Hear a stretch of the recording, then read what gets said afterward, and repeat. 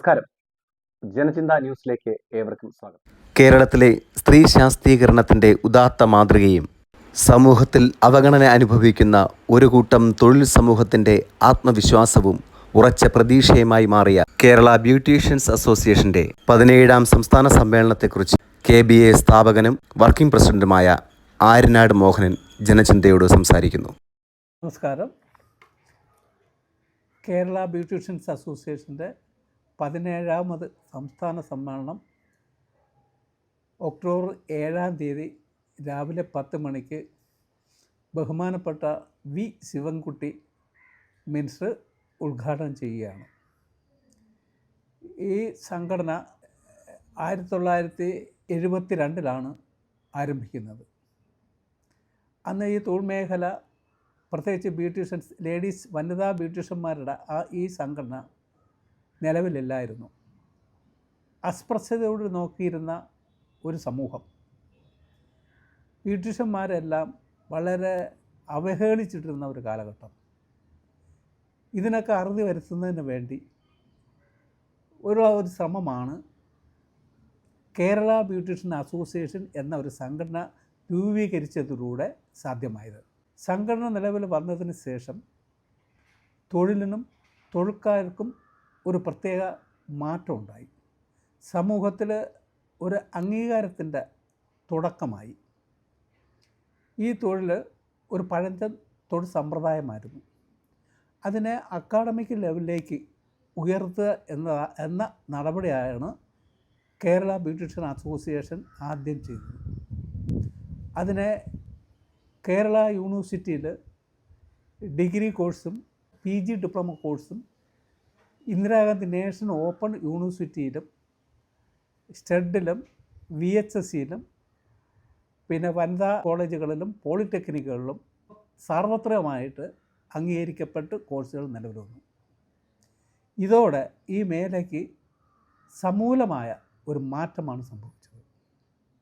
ഈ മാറ്റം എല്ലാ ഈ തൊഴിൽരഹിതരായ യുവതീ യുവാക്കൾ ഏറ്റെടുക്കുകയും ഇതൊരു കുലത്തൊഴിൽ എന്നതിൽ നിന്ന് വ്യത്യസ്തമായിട്ട് സ്വതന്ത്ര തൊഴിലായി മാറുകയും അതനുസരിച്ച് തൊഴിൽ തേടി അഭ്യസ്തവിദ്യരായ ധാരാളം യുവതീ യുവാക്കൾക്ക് തൊഴിൽ തേടി ഈ രംഗത്തേക്ക് വരാൻ ഒരവസരമൊരുക്കുകയാണ് ഉണ്ടായത്.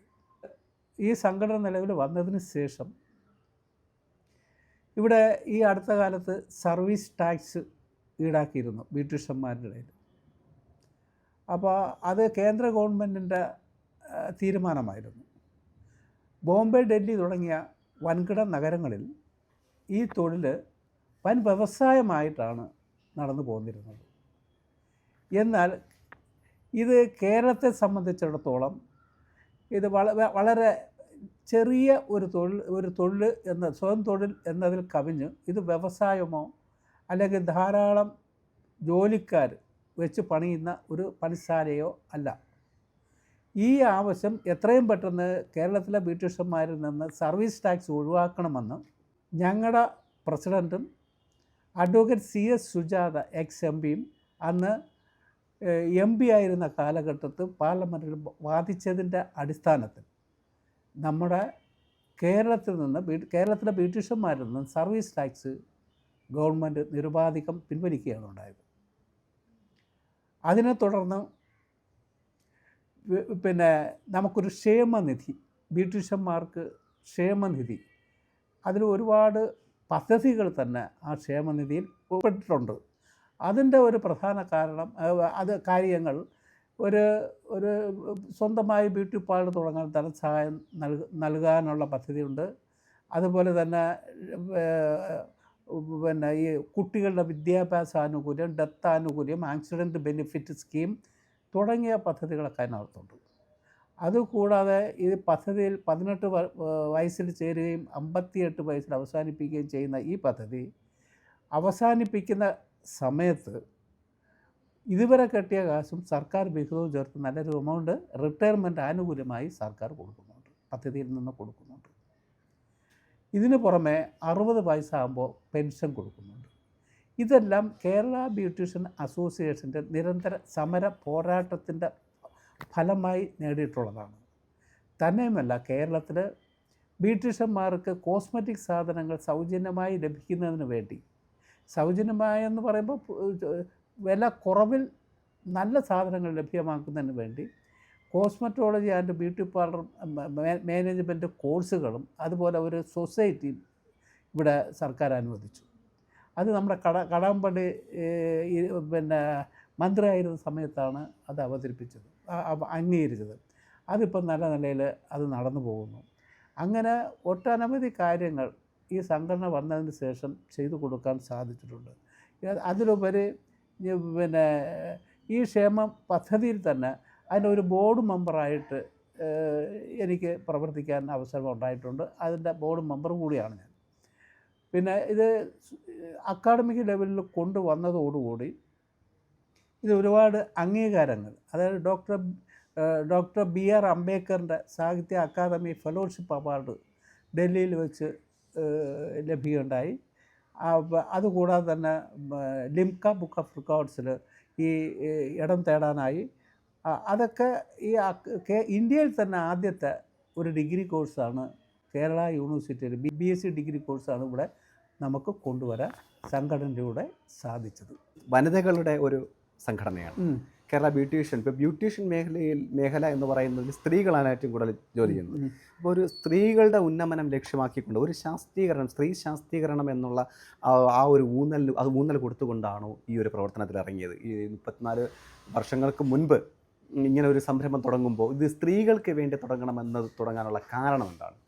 അന്ന്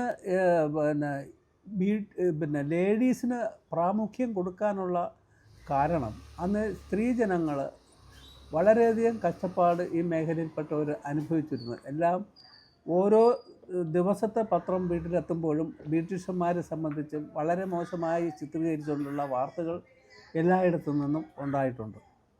ഇപ്പോൾ നിങ്ങൾക്കറിയാം ഐസ്ക്രീം പാർലർ ആ കേസ്, അങ്ങനെ ഒട്ടനവധി പ്രശ്നങ്ങളുണ്ട്. അതുപോലെ തന്നെ ഈ ബിൽഡിംഗ് ഓണർമാരുടെ ചൂഷണം, സമൂഹത്തിൻ്റെ ചൂഷണങ്ങൾ, പിന്നെ അങ്ങനെ ഒട്ടനവധി പിന്നെ യാതനയും വേദനയും സഹിച്ചാണ് ഈ വനിതാ സംരംഭകരായ ഈ ബ്യൂട്ടീഷ്യന്മാർ അന്ന് അനുഭവിച്ചു വന്നത്. അവർക്കൊരു മോചനത്തിന് വേണ്ടി നിരന്തരം ഇടതുപക്ഷ സർക്കാരിൻ്റെ ആ കാലഘട്ടത്തും അല്ലാതെയും നമ്മുടെ മുൻ മന്ത്രിയായിരുന്ന TK രാമകൃഷ്ണൻ്റെ സഹായം അക്കാലത്ത് വളരെയധികം എനിക്കുണ്ടായിരുന്നു. അദ്ദേഹത്തിൻ്റെ പ്രേരണ കൊണ്ടാണ് ഇങ്ങനെ വനിതകളെ സംഘടിപ്പിച്ച് അവർക്കൊരു സംഘടന രൂപീകരിക്കാൻ ഇടയായത്. അങ്ങനെയാണ് ഈ സംഘടന പിന്നെ 95 രൂപീകരിക്കുന്നത്. ആ സംഘടന വന്നതിന് ശേഷം വളരെയധികം മാറ്റങ്ങളാണ് ഈ മേഖലയിൽ ഉണ്ടായിട്ടുള്ളത്. ഏകദേശം 50 വർഷത്തിലേറെയായി ഒരു തൊഴിൽ സമൂഹത്തിൻ്റെ ഉന്നമനത്തിന് വേണ്ടി മാത്രം പ്രവർത്തിക്കുന്ന ആളാണ് സാർ. ഈ ഒരു പ്രവർത്തനം കൊണ്ട് അല്ലെങ്കിൽ ഈ ഒരു 50 വർഷക്കാലത്തെ ഈ ചുവടുകൾ ഇതിനെ എങ്ങനെയാണ് കാണുന്നത്? അതായത് മുമ്പ് ഞാൻ പറഞ്ഞതുപോലെ ഇത് ഒരു മോശം, ആർക്കും വേണ്ടാത്ത ഒരു തൊഴിലായി തരം താഴ്ത്തിയിട്ടിരുന്ന ഈ തൊഴിലിനെ ഇപ്പോൾ വളരെ നല്ല നിലയിൽ ഉയർത്തി പിന്നെ ഇതൊരു കോമൺ തൊഴിലായിട്ട് എല്ലാവർക്കും എല്ലാ തൊഴിലും ചെയ്യാവുന്ന തരത്തിലേക്ക്, ഇത് ഒരു ജാതിയുടെ കുത്തകയായിട്ട് ഉള്ള ആ കൺസെപ്റ്റിൽ നിന്നും വ്യത്യസ്തമായിട്ട് എല്ലാവർക്കും എല്ലാ തൊഴിലും ചെയ്യാവുന്ന തരത്തിലേക്ക് ഇത് മാറ്റാൻ നമ്മളെ പ്രയത്നം കൊണ്ട്, നമ്മുടെ സംഘടനയുടെ പ്രയത്നം കൊണ്ട് കഴിഞ്ഞിട്ടുണ്ട്. തന്നെയുമല്ല, അതുപോലെ തന്നെ ഈ ജനങ്ങളുടെ ഈ സർക്കാരിൻ്റെ സമരങ്ങളും നിരന്തര പോരാട്ടങ്ങളുടെയും ഫലമായിട്ട് പല സർക്കാർ ആനുകൂല്യങ്ങളും ഞാൻ നേരത്തെ പറഞ്ഞതുപോലെയൊക്കെ നേടിക്കൊടുക്കാൻ കഴിഞ്ഞിട്ടുണ്ട്. ഇതൊക്കെ ഒരു നേട്ടം തന്നെയാണ്. പക്ഷേ പലരും പറയുന്നത് ഇത് എൻ്റെ ഒരു നേട്ടം എന്ന് ഞാൻ അവകാശപ്പെടുന്നില്ല. എങ്കിലും ഞാൻ പരിശ്രമിച്ചു. ഒരു പുരുഷായുസ് മുഴുവനും ഞാൻ ഇതിനു വേണ്ടി തന്നെ പരിശ്രമിച്ചു എന്നത് സത്യമാണ്. എത്ര കണ്ട് അത് പ്രാബല്യത്തിൽ വന്നു എന്ന് എനിക്ക് പറയാൻ പറ്റില്ല. പക്ഷേ ജനങ്ങളുടെ ഇടയിലുള്ള പൊതുവെ ഒരു ബഹുമാനവും ആദരവും പിന്നെ എന്നെ പ്രകീർത്തിച്ചൊക്കെ സംസാരിക്കുമ്പോൾ എനിക്ക് പലപ്പോഴും തോന്നിപ്പോകുന്നുണ്ട് എൻ്റെ ശ്രമം വിഫലമായിട്ടില്ല എന്നൊരു തോന്നൽ വല്ലപ്പോഴുമൊക്കെ എനിക്ക് തോന്നാറുണ്ട്. അത്രമാത്രം. പിന്നെ 60 വയസ്സ് വരെ ആയിട്ടുണ്ട് ഈ തൊഴിൽ മേഖലയിൽ. ഞാൻ പറഞ്ഞത് 13ാമത്തെ വയസ്സിൽ വന്നതാണ്. പക്ഷേ അന്നത്തെ ജീവിത സാഹചര്യം കൊണ്ട് ഈ തൊഴിലിലേക്ക് വന്നതാണ്. ഞാൻ ആദ്യം വന്നത് മേക്കപ്പ് ആർട്ടിസ്റ്റായിട്ടാണ് വന്നത്. മേക്കപ്പ് ആർട്ടിസ്റ്റ് എന്ന് പറഞ്ഞ ഒരു നാടകത്തിന് NN പിള്ളയുടെ കുറ്റവും ശിക്ഷയും എന്നൊരു നാടകത്തിന് മേക്കപ്പ് മാനായിട്ടാണ് വന്നത്. മേക്കപ്പിനെ പറ്റി ഡെവലേഴ്സും എനിക്കറിയില്ലായിരുന്നു, ഒരല്പവും അറിയില്ലായിരുന്നു. പക്ഷേ അവിടെ വന്നപ്പോൾ മേക്കപ്പ് മാൻ സമയത്തെത്തിയില്ല. അപ്പോൾ പിന്നെ അതിൻ്റെ സംഘാടകർ പറഞ്ഞു മോഹനൻ ഒരു കൈ നോക്കാൻ പറ്റുമോയെന്ന്. എനിക്ക് ഇത്ര ചെറിയൊരു താല്പര്യമുണ്ട്. അപ്പോൾ അതിന് അതിൻ്റെ ഉപകരണങ്ങളെന്താ, ഇന്നത്തെ പോലുള്ള പാൻ കേക്കോ മറ്റ് സംഭവങ്ങളൊന്നും അല്ല. അന്ന് കരിക്കട്ടയായിരുന്നു. അതുപോലെ ഈ ചാരം, അതാണ് മുഖത്ത് പൂശുന്നത്, പൗഡറിന് പകരം മുഖത്ത് പൂശുന്നത്. ചാരവും കരിക്കട്ടയും ചകിരി കൊണ്ട് മീശ പോലെ ആക്കിയിട്ട് അതിനെ കറുപ്പിക്കും, അതാണ് മീശ. ഈ തരത്തിൽ പിന്നെ സ്ത്രീകളുടെ തിരുപ്പനെന്നൊക്കെ പറയും ആ സാധനം, ടോപ്പ്, അതൊക്കെ വെച്ച് അണിയിച്ചൊരുക്കുന്ന ഒരു തരത്തിലുള്ള സംഭവം. പക്ഷേ അത് ചെയ്ത് കഴിഞ്ഞപ്പോൾ ബാക്കിയുള്ളവർക്കൊക്കെ ഭയങ്കര ഇഷ്ടമായി, നന്നായിട്ടുണ്ട്, ഗംഭീരമായിരിക്കുന്നത്. അത് എൻ്റെ മനസ്സിൽ തട്ടി, ഒരു അംഗീകാരമായി തോന്നി. അപ്പോൾ ഞാൻ ആലോചിച്ചു, എന്തായാലും ഈ മേഖല കൈവിടണ്ട, അതിനെ ഒന്ന് ഡെവലപ്പ് ചെയ്യാം എന്ന തീരുമാനത്തിൻ്റെ അടിസ്ഥാനത്തിലാണ് ഞാൻ ഇതിൻ്റെ തുടക്കം. പക്ഷേ തുടങ്ങിക്കഴിഞ്ഞപ്പോൾ വാസ്തവത്തിൽ ഞാൻ അതിൻ്റെ ഓരോരോ തലങ്ങളിലേക്ക് കയറി പോവുകയാണ് ചെയ്തത്. അതിന് എന്തെല്ലാം സഹായങ്ങൾ എന്നാൽ കഴിയുന്ന വിധം ഈ മേഖലയ്ക്ക് വേണ്ടി തൊഴിലിൻ്റെ പുരോഗതിക്കും പിന്നെ തൊഴിൽക്കാരുടെ ക്ഷേമത്തിനും ഈ രംഗത്ത് വരും തലമുറയ്ക്കും എന്തൊക്കെ ചെയ്യാൻ പറ്റുമോ ഇതെല്ലാം ആത്മാർത്ഥമായി ചെയ്യാൻ ശ്രമിച്ചിട്ടുണ്ട്. അത് വിഫലമാവുന്നില്ല എന്ന ഒരു തോന്നലും എൻ്റെ മനസ്സിലുണ്ട്. EMS മുതൽ ഇന്ദ്രൻസ് വരെ എന്ന രീതിയിലൊരു പുസ്തകം എഴുതിയിട്ടുണ്ട്. അപ്പോൾ അതിനകത്ത് അത് മാത്രമല്ല, ഒട്ടനവധി പ്രഗത്ഭരായിട്ടുള്ള വ്യക്തികൾ അവരുടെ അവർക്ക് ഈ ജോലിയുമായി ബന്ധപ്പെട്ട് അവരോടൊപ്പം പ്രവർത്തിച്ചിട്ടുണ്ട്. അപ്പോൾ ആ അനുഭവങ്ങളെ കൂടെ തീർച്ചയായിട്ടും.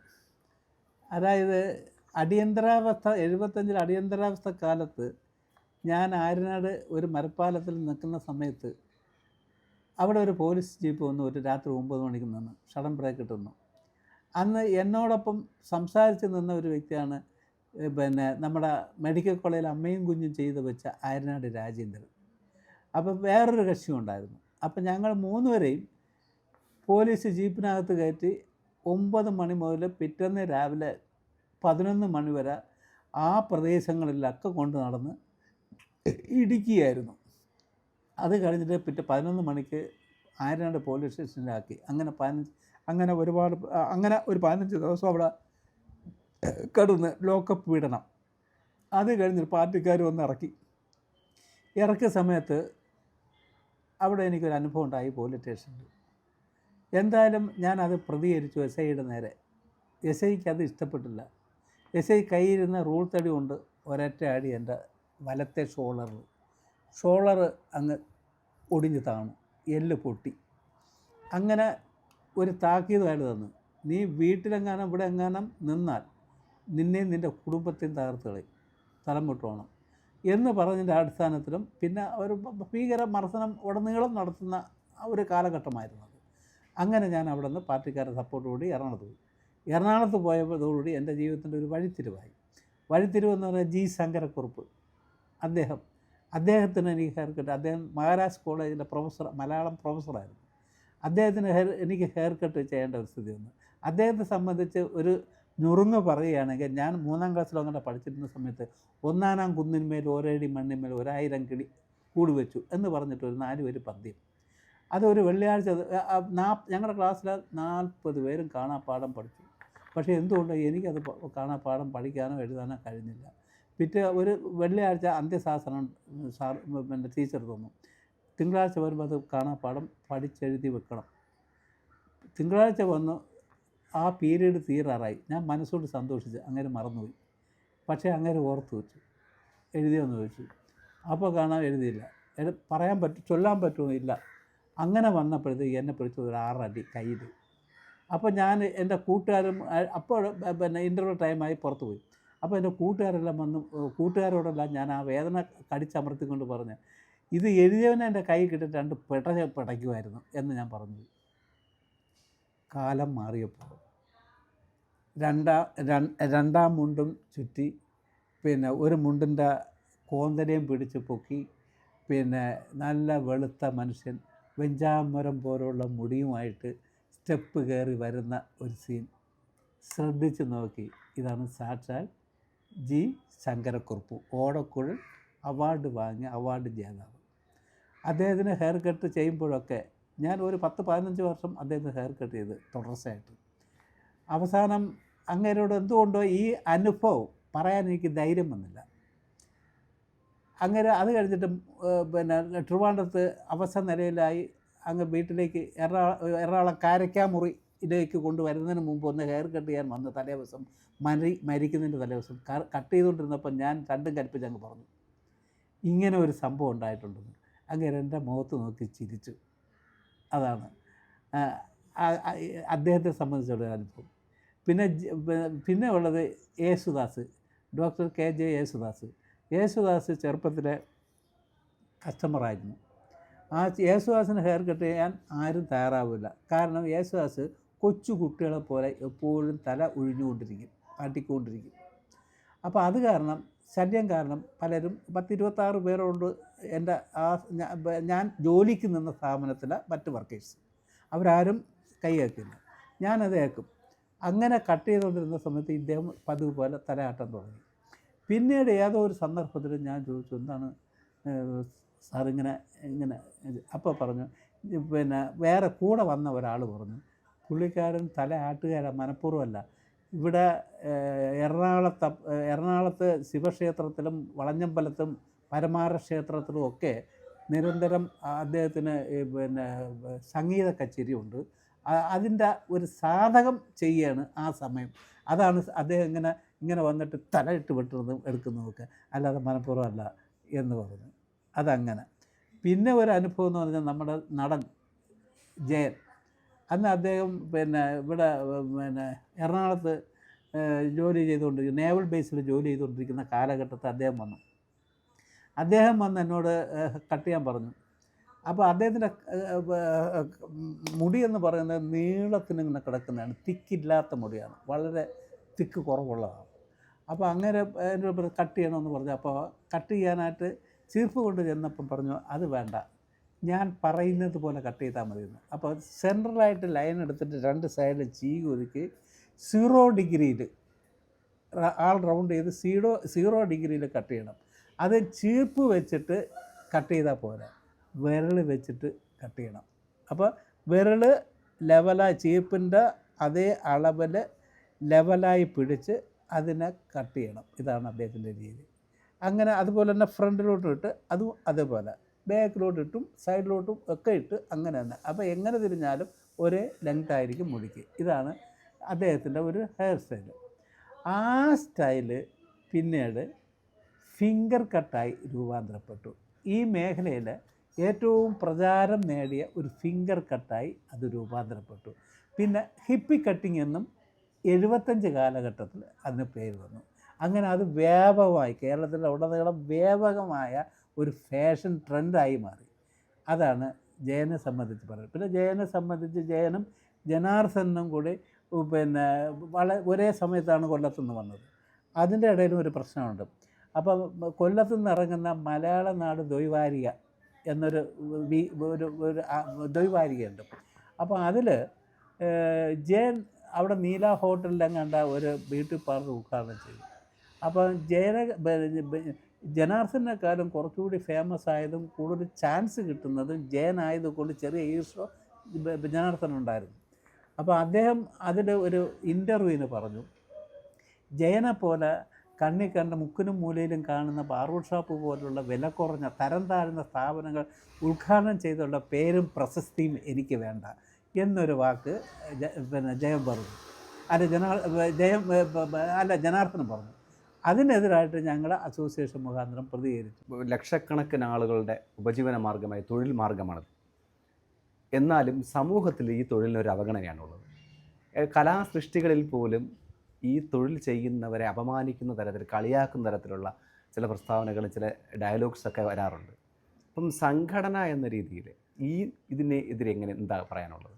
അത് എന്ന് പറയുന്നത്, ഇത് ആർഷഭാരത സംസ്കാരം ചാതുർവർണ്ണമായപ്പോൾ തൊഴിലിൻ്റെ അടിസ്ഥാനത്തിൽ വിഭജിക്കപ്പെട്ട മനുഷ്യ സമൂഹത്തിൽ അധസ്ഥിതികത്വം കൽപ്പിക്കപ്പെട്ടവരാണ് ഈ സൗന്ദര്യ ഉപാസകരെ പുറന്തള്ളിയത്. പഴയ കാലം മുതൽ, ചരിത്രാതീത കാലം മുതൽ ഇന്ന് വരെയുള്ള ചരിത്രം പരിശോധിച്ചാൽ ഈ അവഹേളനയും പുത്തൻ തലമുറയിൽ നിന്നും കൈമാറി പോയിക്കൊണ്ടിരിക്കുന്ന കാഴ്ചയാണ് ഇന്നുള്ളത്. അത് ഇവിടെ മാത്രമേ അതുള്ളൂ. വിദേശ രാജ്യങ്ങളിൽ സ്കൂൾ കുട്ടികളോട് അദ്ദേഹം ചോദിക്കുന്നു, നിങ്ങൾക്ക് ഭാവിയിൽ എന്തായി തീരണമെന്ന്. അവിടെയുള്ള കുട്ടികൾ പറയുന്നത്, I want to become a hairdresser എന്നാണ് പറയുന്നത്. അവിടെ ഈ തൊഴിലിനുള്ള അംഗീകാരമാണ് അത് വെളിവാക്കുന്നത്. നേരെ മറിച്ച് ഇവിടെ അതല്ല. ഇവിടെ ഡോക്ടറും എഞ്ചിനീയറും ആണ് കുട്ടികൾ പറയുന്നത്. അപ്പോൾ അതിൻ്റെ വ്യത്യാസം തൊഴിലിനോടുള്ള അവജ്ഞയാണ്. ഇവിടെ അവജ്ഞ ഉള്ളതുകൊണ്ടാണ് ഇവിടുത്തെ ആൾക്കാർ ആ തരത്തിൽ ചിന്തിക്കുന്നത്. വാസ്തവത്തിൽ ഇത് കലയായിട്ട് അംഗീകരിക്കപ്പെടേണ്ടതാണ്. കാരണം രാജവാഴ്ചക്കാലത്ത് ഇത് കലയായിട്ട് അംഗീകരിച്ചിട്ടുണ്ടായിരുന്നു. കാരണം മറ്റ് എല്ലാ കലാമേഖലയിലുള്ള ആൾക്കാരെയും ക്ഷണിച്ച് ആദരിക്കുന്നവരുടെ കൂട്ടത്തിൽ ബ്യൂട്ടീഷ്യന്മാരെയും, ഇന്നത്തെ ബ്യൂട്ടീഷ്യന്മാർ അന്ന് ചന്തം ചാർത്തുന്നവർ എന്ന പേരിലാണ് അറിയപ്പെട്ടിരുന്നത്, അവരെയും പട്ടും വളയും കൊടുത്ത് ആദരിക്കുന്ന കീഴ്വഴക്കമുണ്ടായിരുന്നു. ജനാധിപത്യത്തിൻ്റെ കാലം വന്നതോടുകൂടി അതൊക്കെ നിന്നു പോവുകയാണ് ചെയ്തത്. കാരണം രാജവാഴ്ചക്കാലത്ത് ഇതിനെ സംബന്ധിച്ച് പഠിച്ചും പരിശോധിച്ചും അംഗീകരിക്കാൻ പറ്റിയ ആൾക്കാരുണ്ടായിരുന്നു. ഇതിന് കാര്യമായ അവബോധമുള്ള ആൾക്കാർ ഉപദേശിക്കാൻ ഉണ്ടായിരുന്നു, സാംസ്കാരികമായിട്ടും ഒക്കെ.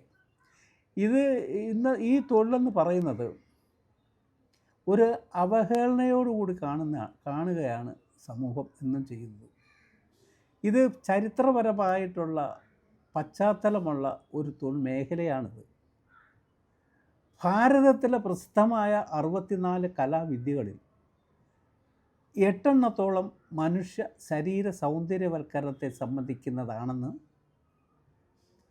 നമ്മുടെ വിശ്വവിജ്ഞാനകോശം 1-ാം വാള്യം 20-ാം പേജിൽ അംഗസംസ്കാരത്തിൽ പറയുന്നുണ്ട്.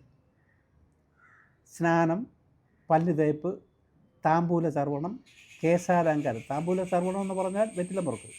താമ്പൂല ചർവണം, കേശാലങ്കാരം, വസ്ത്രാലങ്കാരം, ഇതൊക്കെ അതിൽപ്പെട്ടതാണ്. പിന്നെ ക്ഷൗരം, ശൗചം, ഇതും അതിൽപ്പെടുന്നുണ്ട്. അതായത് ഈ സൗന്ദര്യവൽക്കരണം എന്ന് പറഞ്ഞാൽ യഥാർത്ഥത്തിൽ ഒരു വിഭാഗക്കാർക്ക് അല്ലെങ്കിൽ കസ്റ്റമേഴ്സിന് കുറച്ച് ചായം വാരി പൂശി വിടുന്നതാണ് പിന്നെ ബ്യൂട്ടി പാർലറുകളിൽ ചെയ്യുന്നെന്നുള്ളൊരു മിഥ്യാധാരണ പലരിലും ഉണ്ട്. എന്നാൽ ഇത് തെറ്റാണ്. ഉള്ള സൗന്ദര്യം തേച്ച് വൃത്തിയാക്കി മിനുക്കിയെടുക്കുക മാത്രമാണ് ബ്യൂട്ടി പാർലറുകളിൽ ചെയ്യുന്നത്. ക്ലാവ് പിടിച്ച ഒരു ഓട്ടുപാത്രം, ഒരു നിലവിളക്ക് തന്നെ ആയിക്കോട്ടെ, ഉപയോഗിക്കാതെ ഒരു ഭാഗത്ത് വെച്ചിരുന്നാൽ കുറച്ച് കഴിയുമ്പോൾ അതൊരു ക്ലാവ് പിടിച്ച് കരുവാളിച്ചിരിക്കുന്ന കാണാം. അതിനെ ഒന്ന് ചാരവും മറ്റു സംഭവമൊക്കെ ഇട്ടൊന്ന് വൃത്തിയാക്കി വെച്ചാൽ തനി തങ്കം പോലെ തിളങ്ങും. ഇത് തന്നെയാണ് മനുഷ്യ ശരീരത്തും. മനുഷ്യൻ ജന്മന മൃദുല കോമളമായ സ്കിന്നിൻ്റെ ഉടമകളാണ്. നവജാത ശിശുക്കളുടെ മൃദുത്വമുള്ള ആ സ്കിന്ന് നമ്മൾ കേട്ടിട്ടുണ്ട്, നമുക്കറിയാം. പക്ഷേ അതേപോലത്തെ സ്കിന്ന് എന്തുകൊണ്ട് ഇങ്ങനെ ആയി പോകുന്നു? അത് പ്രായം ഏറും തോറും അതിൻ്റെ കാലാവസ്ഥയുടെ വ്യതിയാനം അനുസരിച്ചും സ്കിന്നിന് ഉണ്ടാകുന്ന മാറ്റങ്ങളാണ്. ഞാൻ നേരത്തെ പറഞ്ഞുകൊണ്ട് ഓട്ടുപാത്രത്തിൽ കരുവാളിപ്പ് മാറ്റുന്നത് പോലെ അന്തരീക്ഷത്തിലെ പൊടിപടലങ്ങളും മറ്റു കാര്യങ്ങൾ, കാലാവസ്ഥ മാറ്റങ്ങളെല്ലാം മനുഷ്യ ശരീരത്തിൽ ഏൽപ്പിക്കുന്ന ആഘാതം കഠിനമാണ്. അത് ഭംഗിക്കുറവാണ്. അത് മാറ്റുക മാത്രമാണ് ബ്യൂട്ടീഷ്യന്മാർ ചെയ്യുന്നത്. അതും റിസ്ക്കുള്ള പണിയാണ്. അപ്പോൾ ഇതൊരു കലയാണെന്ന് പറയാൻ കാരണം, ഇത് ചാല മാർക്കറ്റിൽ പിന്നെ അട്ടിമറി തൊഴിലാളികളുടെ പണിയല്ല. കാരണം ഇതിൽ കലയുണ്ട്, ശാസ്ത്രമുണ്ട്. അത് എല്ലാം കൂടി സമന്വയിപ്പിച്ചാണ് ഈ ബ്യൂട്ടീഷ്യൻ കോഴ്സ് തന്നെ ഇവിടെ രൂപപ്പെട്ടിട്ടുള്ളത്.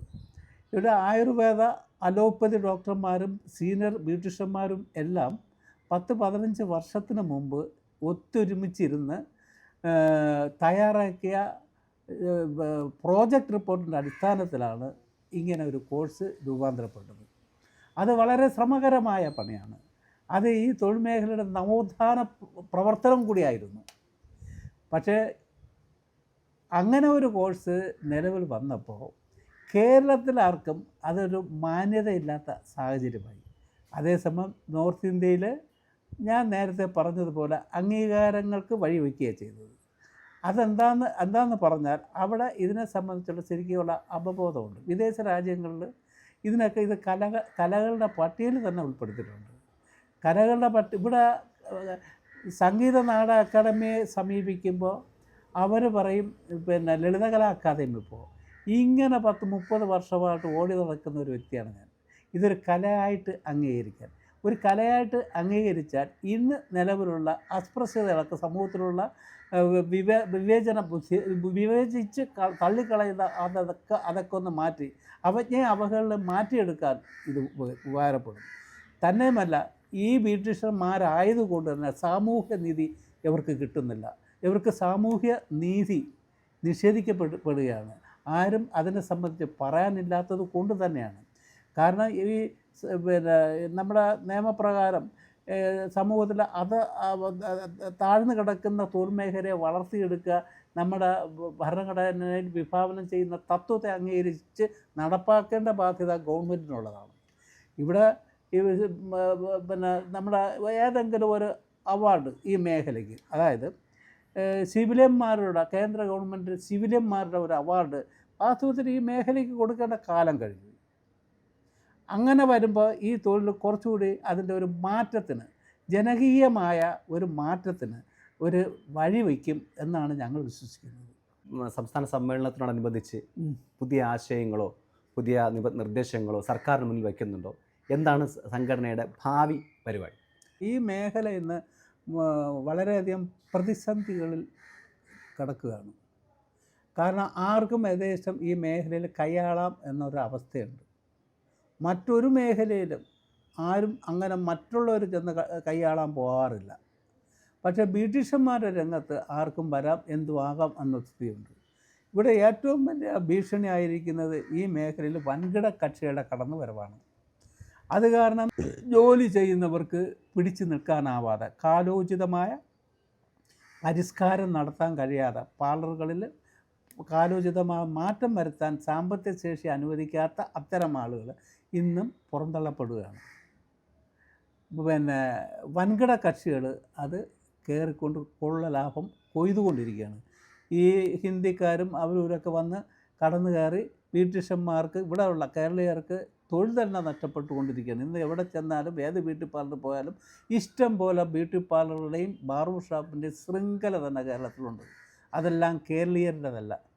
ഇതൊരു സ്വതന്ത്ര തൊഴിലായി മാറിക്കഴിഞ്ഞു. നാനാജാതി മതസ്ഥർക്കും ഇത് സ്വീകാര്യമായ ഒരു തൊഴിലായി മാറിക്കഴിഞ്ഞു. വളരെ സാമ്പത്തിക ശേഷി ഉള്ളവരും ഇതൊരു ബിസിനസ്സാക്കി മാറ്റിയിരിക്കുന്നു. അപ്പോൾ ഇതിൽ യഥാർത്ഥ ബ്രിട്ടീഷന്മാർ അല്ലെങ്കിൽ ബാർബർമാർ പുറന്തള്ളുന്നു. അപ്പോൾ തള്ളപ്പെട്ടുകൊണ്ടിരിക്കുകയാണ്. മറ്റേതെങ്കിലും തൊഴിൽ മേഖല തേടുന്നു. അപ്പോൾ ഇതിനൊക്കെ ഒരു മാറ്റങ്ങൾ ഉണ്ടാകേണ്ടിയിരിക്കുന്നു. അതായത് ഇത് ഒരു കലയെന്ന് പറയുമ്പോൾ മരപ്പണിക്കാരൻ്റെ തച്ചുശാസ്ത്രം പോലെ, പാട്ടുകാരൻ്റെ സംഗീത സോപാന പോലെ, പിന്നെ ചെണ്ടകൊട്ടുകാരൻ്റെ തായമ്പക പോലെ അനുപമമായ കലയും ശാസ്ത്രവുമാണ് ഈ തൊഴിൽ. വിദേശത്തൊക്കെ അത് വളരെ നല്ല നിലയിൽ അംഗീകരിച്ച് വരുന്ന ഒരു തൊഴിലാണ്. ഇവിടെ ആ മാറ്റം വരണം. ബ്യൂട്ടി തെറാപ്പി എന്ന് പറയുന്നത് തന്നെ അതിൻ്റെ വിവിധ വശങ്ങളെപ്പറ്റി നമുക്ക് മനസ്സിലാകാഞ്ഞിട്ടാണ്. ബാർബർ ഷോപ്പ് നടത്തിയിരുന്നവർ ഇന്ന് ബ്യൂട്ടി പാർലറുകൾ നടത്തുന്നുണ്ട്. അവർക്ക് ഈ രാസപദാർത്ഥങ്ങൾ എങ്ങനെ കൈകാര്യം ചെയ്യണമെന്ന്, ഏതെല്ലാം സ്കിന്നിന് ഉള്ളവർക്ക് ഏതെല്ലാം കെമിക്കലാണ് ചേരുന്നതെന്ന് അറിയാൻ കോഴ്സുകൾ കഴിയണം. ബ്യൂട്ടീഷ്യൻ കോഴ്സ് കഴിഞ്ഞവർക്ക് മാത്രമേ അതറിയാൻ പറ്റുള്ളൂ. ഇതാണ് ബ്യൂട്ടീഷ്യൻ കോഴ്സ് പഠിപ്പിക്കുന്നത്. പക്ഷേ ഇതൊന്നും അറിയാതെ ബാർബർ ഷോപ്പിൽ ബ്ലീച്ചിങ്ങും ഫേഷ്യലും മറ്റു കാര്യങ്ങളൊക്കെ അങ്ങ് ചെയ്യുകയാണ്, കെമിക്കലൊക്കെ ഉപയോഗിക്കുന്നതാണ്. അതുപോലെ തന്നെ ലിപ്പ് കോണ്ടൂറിങ് എന്ന് പറയുന്ന സാധനമുണ്ട്. അതായത് ചുണ്ട് ചുമപ്പിക്കുന്ന ഒരു രീതി, അത് കെമിക്കലൊക്കെ കലർന്നുള്ളൊരു സംഭവമാണ്. എല്ലാ സ്കിന്നിനും അത് യോജിച്ചതല്ല, എല്ലാവർക്കും ചെയ്യാൻ കഴിയുന്നതുമല്ല. അതിൽ സാങ്കേതികം ഏറെ ഉള്ളതാണ്. പക്ഷേ ഇത് അറിവില്ലാതെ ഒരാൾ ചെയ്തത് കൊണ്ട് ഒരുപാട് പാർശ്വഫലങ്ങൾ ഉണ്ടാകുന്നുണ്ട്. പിന്നെ മനുഷ്യ ശരീരത്തിന് ഹാനികരമായ ഒരുപാട് പ്രശ്നങ്ങൾ ഇതിനകത്തുണ്ട്. ഒരുപാട് ഉപഭോക്തൃ ഫോറത്തിൽ ഒരുപാട് പരാതികൾ പോകുന്നുണ്ട്. ഇതിനൊക്കെ പ്രധാന കാരണം അജ്ഞതയാണ്. ഇപ്പോൾ സർക്കാർ ഗ്രാൻറ്റോടുകൂടി തൊഴിൽ വികസിപ്പിക്കുന്നുണ്ട്. ഇപ്പം പഠിപ്പിക്കുന്ന അടിസ്ഥാന യോഗ്യത ഉള്ളവരാണ് ഇത് പഠിപ്പിക്കേണ്ടത്. ഡിപ്ലോമ കോഴ്സാണോ, ഡിഗ്രി കോഴ്സാണോ, ബേസാണോ, ഇതൊന്നും ആരും നോക്കുന്നില്ല. ഇത് അടിസ്ഥാന യോഗ്യത ഉള്ളവരാണോ ഇത് പഠിപ്പിക്കുന്നതെന്നും നോക്കുന്നില്ല. ഇങ്ങനെ ഒരു കുത്തഴിഞ്ഞ മേഖലയായിട്ട് പോയിക്കൊണ്ടിരിക്കുകയാണ്. ഇതിനൊക്കെ നിയന്ത്രണം ആവശ്യമാണ്. അതുപോലെ തന്നെ സർക്കാർ ഫണ്ട് ഈ തൊഴിൽ പരിശീലിപ്പിക്കുന്നതിന് കൊടുക്കുന്നുണ്ട്. അത് ഇടത്തട്ടുകാർ അത് കൈവശപ്പെടുത്തി ചൂഷണം ചെയ്യുകയാണ്. അതിൻ്റെ ഫലം യഥാർത്ഥ ബ്യൂട്ടീഷ്യന്മാർക്ക് കിട്ടുന്നില്ല. പിന്നെ വ്യാജ ഉൽപ്പന്നങ്ങളുടെ കടന്നുവരവ് വ്യാപകമാണ്. അതിന് ചില തുക്കട സംഘടനകളുണ്ട്. അവർ ബാക്കിൽ നിന്നുകൊണ്ട് ഒരു ഡെമോ ക്ലാസ് പിന്നെ കച്ചവടക്കാരെ കൊണ്ട് വെപ്പിക്കും, കോസ്മെറ്റിക് ബിസിനസ്സുകാരെ കൊണ്ട് വെപ്പിക്കുകയും അതിൻ്റെ വ്യാജമായ ഉൽപ്പന്നങ്ങൾ സെയിലാക്കിക്കാനുള്ള സപ്പോർട്ടും ചെയ്യും. അതിൻ്റെ ഫലം എന്താണ്? ഈ പാവപ്പെട്ട ബ്യൂട്ടീഷ്യന്മാർ വെളുക്കാൻ തേച്ച പാണ്ടായതുപോലെ അവർ ഒരു പരാതിയോ കേസോ വന്നാൽ ബ്യൂട്ടീഷ്യന്മാരാണ് കുരുങ്ങുന്നത്. കച്ചവടക്കാരും ഇത് മാനുഫാക്ചറിങ് വിഭാഗക്കാരും രക്ഷപ്പെടുന്നു. കാരണം ഒരു കോസ്മെറ്റിക് സാധനം ഇറക്കുമ്പോൾ ഒരു പ്രോഡക്റ്റ് ഇറക്കുമ്പോൾ അതിൽ ഡ്രഗ് കൺട്രോളർ അത് പരിശോധിക്കണമെന്നും അതുപോലെ തന്നെ ലാബിൽ പരിശോധിച്ച് മനുഷ്യന് ദോഷമില്ലെന്നുള്ളത് ഉറപ്പുവരുത്തി സർട്ടിഫൈ ചെയ്തതിന് ശേഷമേ വിപണിയിലെത്തിക്കാവൂ എന്ന് നിയമം നിലനിൽക്കുകയാണ് തോന്നിയതുപോലെ ഇവിടെ ചെയ്യുന്നത്. ഇതൊക്കെ നിയന്ത്രിക്കേണ്ട കാലം കഴിഞ്ഞിരിക്കുന്നു എന്നാണ് എനിക്ക് പറയാനുള്ളത്.